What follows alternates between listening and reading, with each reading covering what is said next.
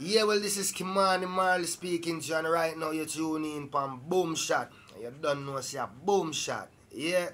Well, right here is where you find love without conditions and reggae music without prejudice. Drink Marley Mellow Mood and relax. Rasta. Rolling. All right, we're up here in the concrete jungle, Yeah. 35 floors above Manhattan, and I am very pleased to be chilling with Kimani Marley. Yeah. Give thanks for having me. Welcome to the Plex. It's been a minute, but always a pleasure. Yes, indeed. Yes. So you're on a mission today to spread the word about this great music contest that's going on right now. Yeah.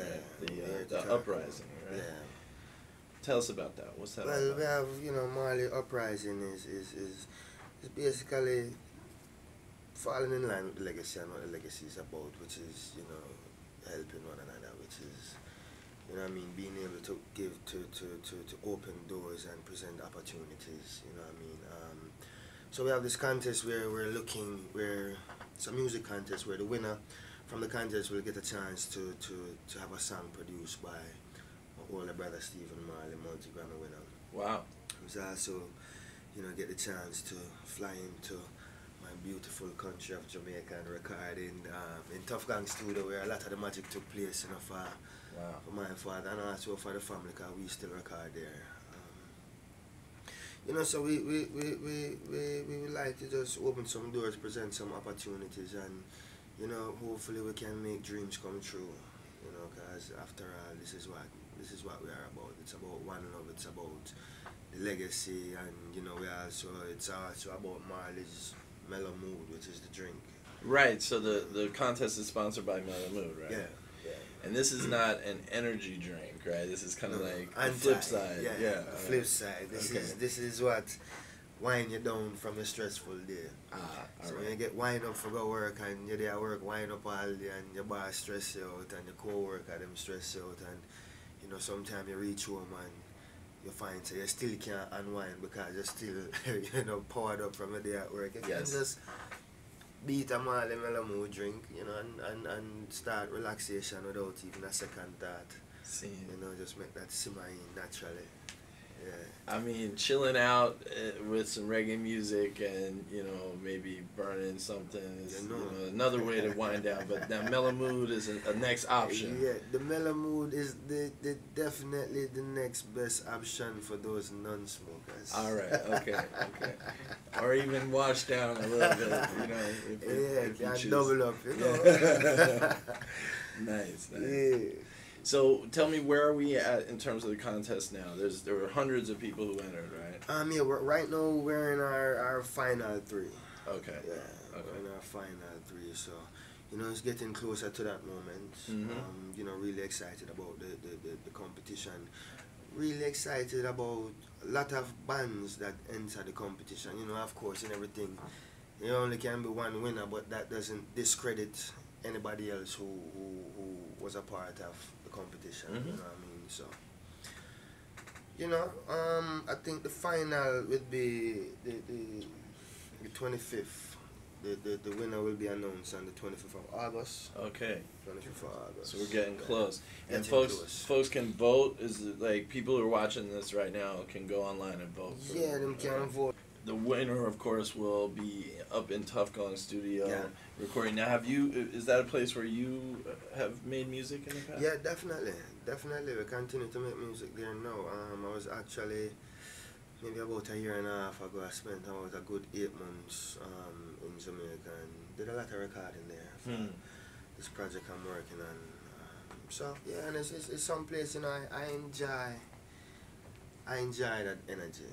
I enjoy that vibe, and not just because it's a family entity, but it definitely have a magical feel. There's a mystical feel, and I say there's a natural mystic blowing through the air. Yeah, I've heard that. Well, it's in a Tough Gang. Wow. You mentioned you're working on a project now. The last album we heard was Radio. It was Radio a while back. Yeah. So, what can you tell us about the new music? Working on a current project. It's definitely it's reggae driven with the undertones of some hip hop, you know. But you definitely hear the roots, you know. It's undeniable. Um, Very excited about the project.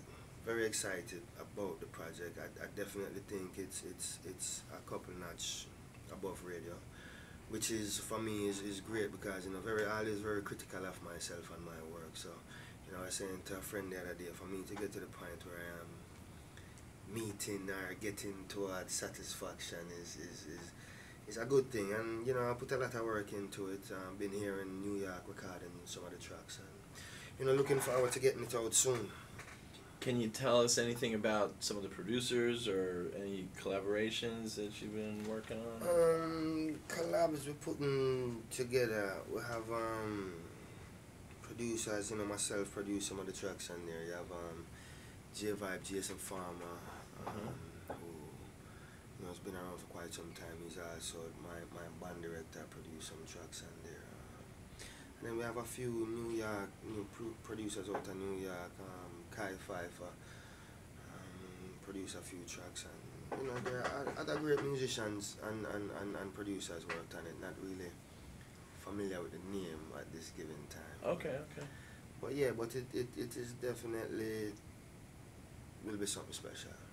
Well, I've always appreciated that you put your music together with a unique kind of fusion of sounds. It's not all like you say. It's reggae is in there, but there's a lot of other influences. Yes. And I guess that comes from your upbringing, right? I mean, you spent a lot of time in. Yeah, I was pretty much raised in Miami. Miami, right? You know, so okay. you end up in that melting pot of cultures, and you know, from your salsa to your reggae to your rock and roll to your hip hop to your Haitian influence music. So just been in that melting pot, and then for me being, you know, not just a lover but also a student of music, and not being afraid to push boundaries, and not being afraid to want to create something that is within what's going on, but still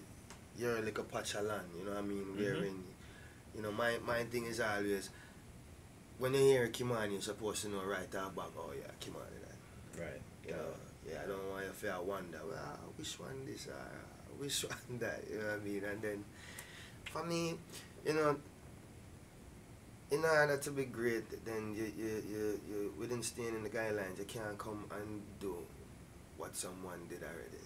You know what I mean? So, you can't come back and meet Usain Bolt the same time, and be great, because him do it. So in order to be great, you have to beat that time. So you have to be somewhat different. So for me, it's, you know what I mean, just carving out my own little spot, and trying to find greatness within doing so.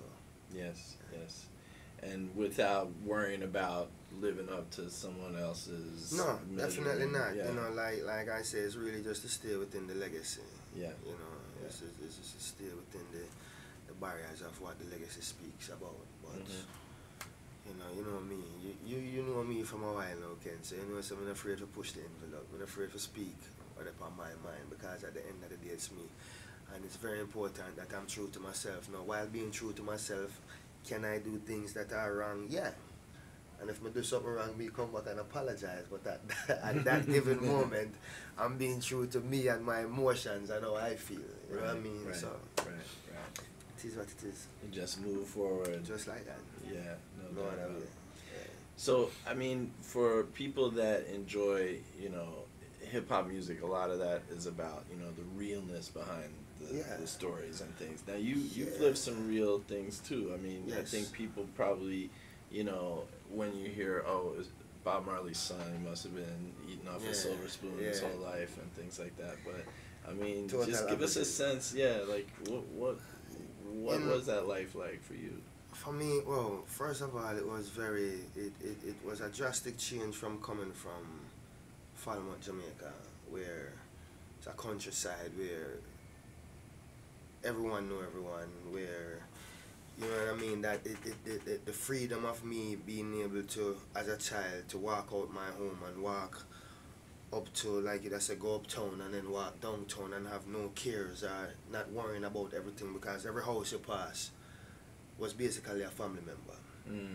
And even though not, but you know, just that unity within the countryside. And then being rooted up out of that now and coming to America now, mind you, when I learned about the opportunity of coming to America as a child, very excited. Okay. You know what I mean? Mean, America, I already envisioned what the house looked like and the kitchen. I saw the dogs and the picket fence. I saw it all in my imagination. And then I still remember the night coming in over Miami and just looking down at all the lights. You know, we come from a country, you probably find one light pole every 10 miles or 20 miles. So I ain't see much lights growing up. Gotcha. Coming over and just seeing all the lights, I'm like, yeah, this is heaven.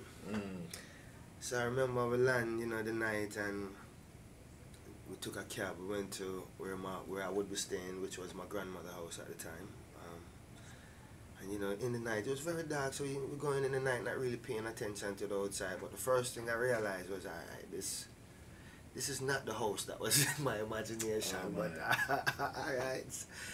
And then, you know, just waking up that next morning, you know, to realize the state that I was in and where I was coming from was, this was supposed to be better, but it's not. You know what I mean? So I woke up to right across the street was a crack house. Seriously? Right. So directly across the street from me was a crack house, and I was basically living on a street that was crack infested. Now that same morning, my introduction to Miami was a neighbor to my right and the neighbor to my left is having an altercation, and both of them are shooting at each other through my backyard. On day one? On day one. That's it. I woke up to this. Yeah. And I'm at the door. I'm fascinated, not even knowing the danger, you know, that I could have been in at the time. I'm at the door and I'm watching one guy in a car with a rifle, like he had like a .22 rifle behind shooting, and I'm watching the other guy shooting like he had a revolver. Oh my God. Shooting. So that was day one. And how old were you then? 8. Wow. Yeah, I'm 8 years old at that point. Wow. And, you know, and then, you know, I guess when you're placed into a situation like that, and that is what it is and what it will be, then you have to adjust and you adapt, and you know, you're going to survival mode. So I'm coming from freedom to where now I'm hearing about kids getting kidnapped. Like I had no idea what that was. What do you mean people are stealing kids? So I had a bunch of other things to not worry about. And then, you know, we went through that and for a while, and you know, me myself got into some trouble. And, you know, I think for quite some while I was a little bitter, you know what I mean, knowing, you know, where we're coming from and then being in the current condition and state that I was living in. And, you know, so we lash out, didn't grow with any father. You know, my mother was a very, very, very, very strong woman, and she played the role of mother and father very well. You know, but, you know, as a child growing up, you for me as a boy, well, my mother could never be my father. Right. So we start to find our father figures within our friends. You know what I mean? So we start to do things to basically to impress each other. You know, and you grow from that. But you know, for me, looking back at it, at the time going through it was very, like I said, it was a very rough time and had lot of very bitter moments. But you know, now reflecting on it, you know, and given the opportunity to do it again, knowing what I went through, I would do it again. You wouldn't change a thing? I wouldn't change a thing. Wow. Because I think that's what kind of, for me, kept me grounded. You know what I mean? Kept me in tune with life. You know what I mean? And the realness of what the everyday struggle is. So unless you experience that firsthand, you don't know. And I say, for me, that's why it's so hard. Like I have to I'm one that want to save the world. So I'm one that everybody that I pass in need, I want to help, because I've been to that point of wanting somebody to help me, wanting somebody to help us, and knowing what it is not to have that help. So for me, have been given the opportunity to be able to extend the hand is you know, that's what it's about for me. And I think that if I was raised in a different situation, having it all, then I wouldn't be so in tune and so in touch with what reality really is. Yeah. And then, so the music piece of it came much later? Music piece came much later because, you know, growing up, music was the furthest thing from my mind. Okay.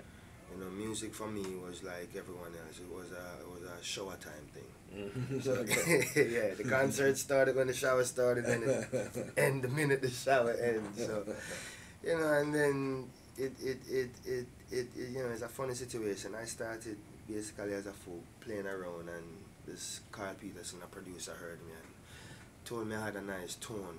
And think, you know, I should visit the studio every now and again, and I started going there on the weekends. Once a week on the weekend, and one of the early songs I wrote was Dear Dad. Yeah, I remember. And then, you know, when I got the response from Dear Dad and realized that, you know, I was capable of making music to touch people, then that became, you know, something that I know that with this blessing, then I have to make the best of it. Yeah. And this would be, you know, I didn't choose my destiny, but it was predestined to be. Well, I know that there's going to be a lot of realness in this new music that we hear, because the track record speaks for itself. Man. So do you have a title on the new album yet, or? Don't have a title as yet. You know, but working on it. I'm waiting on the title to come to me. Okay, it'll be revealed. I won't force it, definitely. Yeah. It shall be revealed. All in due course. So in the meantime, it's all about the Uprising competition. In the meantime, it's all about Marley, Mellow and Marley Uprising competition. All right, so listen up and log on and let your voice be heard. Yeah. To see who gets to do the big session at Tucson Studios. That's right. The fittest of the fittest shall survive. Every time. All right. Yo, thank you so much, Kamal. Pleasure, man. Always a pleasure. Blessings. Yes, brother. Yes, indeed. Yes, indeed.